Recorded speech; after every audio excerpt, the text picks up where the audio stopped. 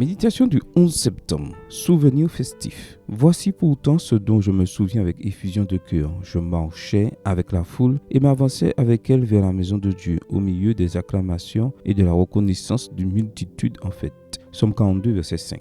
C'était des moments difficiles. Le psalmiste avait la nostalgie du temps où il était normal de rencontrer librement et tranquillement le Seigneur. Comme un cerf qui cherche de l'eau, qui brame de désespoir, il cherchait Dieu et ne parvenait pas à le voir. Parce que c'est souvent le problème. Les soucis nous aveuglent tellement que nous ne voyons clairement ni l'avenir ni le passé. C'est cependant le moment de regarder le passé. Le temps vécu avec Dieu, les souvenirs festifs. Il se rappelle avec nostalgie comme il marchait, tels des pèlerins en pérégrination, jusqu'à la maison de Dieu, comme il montait les côtes en direction de Jérusalem, au milieu des cris de joie et des louanges. Ainsi, sautant de joie et avec une odeur de campagne, il entrait par les portes qui accédaient au temple, et il chantait avec enthousiasme les psaumes du grand Hallel et partageait des expériences et des témoignages. Ce souvenir les soutenait dans le présent et leur donnait des espoirs pour l'avenir. En 1989, à Barcelone, nous avons eu un congrès international de la jeunesse adventiste européenne et lorsque je me promène dans cette belle ville, je me souviens encore des affiches avec le logo de notre église.